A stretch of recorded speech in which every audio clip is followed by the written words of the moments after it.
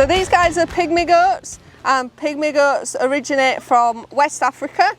Now over there they're primarily used for meat, but in more recent years, due to their small size and their larger than life personalities, they become increasingly popular as pets, especially in the Western society. Now they're also called the dwarf goats, and they come in a variety of different shades, markings and colours. And you can see that here we've got some of varying sizes, so some are really tiny, some are quite larger with longer legs, and that's perfectly normal, just as it is across different breeds of animals. Now these guys are brilliant climbers, they love to climb, as you can see, and they're able to do that by having 2 toes on the hooves. Now that means that they can then navigate the hillsides and the plains through Africa, and it also means that the very good climbers around here are able to navigate over the rocks and any stumps that we've got around for them to climb on. Now these guys have vertical pupils. These guys have vertical pupils, and the reason for that is it gives them a 280-degree vision. And that means that because these guys are vulnerable to predators, they can see any that may be approaching them from behind.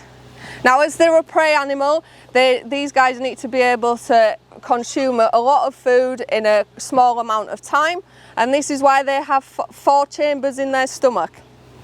And the first chamber is extremely large compared to the rest of the chambers.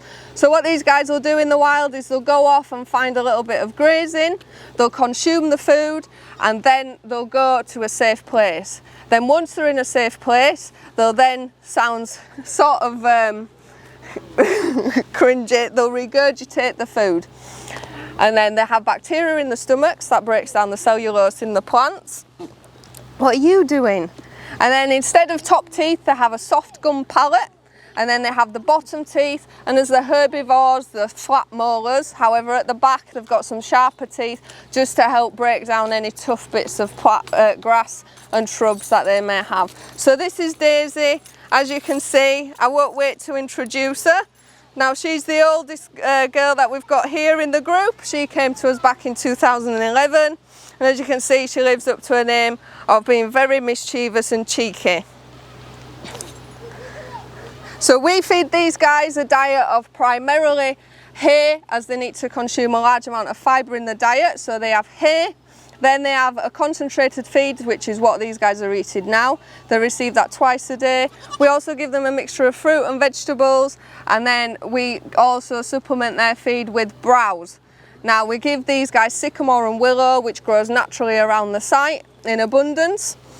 So these guys are browsers and not grazers. So the Shetland sheep that we have here on site, they like to eat your grass, but these guys won't eat your grass down. They'd much prefer to eat your plants and bushes.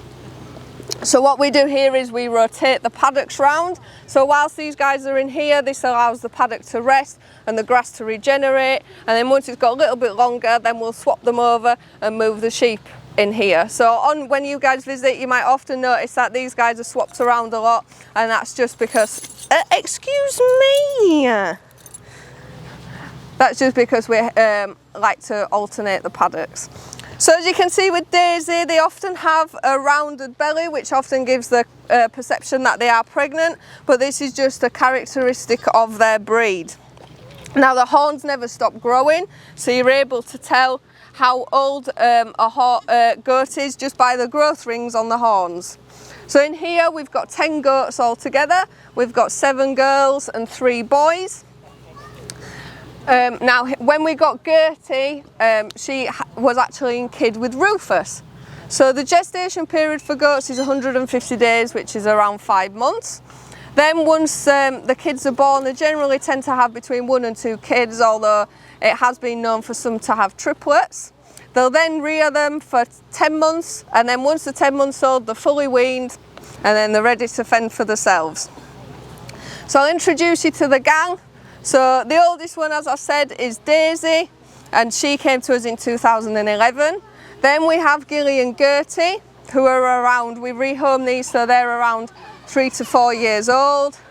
Then we have Freya and Franny, who are 3. And then we've got the mischievous little kids of the group, who we've got just short of a year ago, and they've all just had their first birthday. And we've got little baby Rufus, who was born here. Now the kids all have sort of nicknames due to their mischievous personalities. So we have Winston, he's called Bitey McBiteface because he likes to nibble your nose. Then we have the black and white spotty one just in front of me here. He's called Woody, but his nickname's Moo Cow because he looks a little bit like a cow. Then we have Tallulah here. Now these guys are actually twins. So Winston's the boy and Tallulah's the girl, but as you can see how different the markings are, even though they are twins. Now Tallulah's nickname is Fidget Jones because all she does is wriggle like she's got ants in her pants. And then we have little Tulip.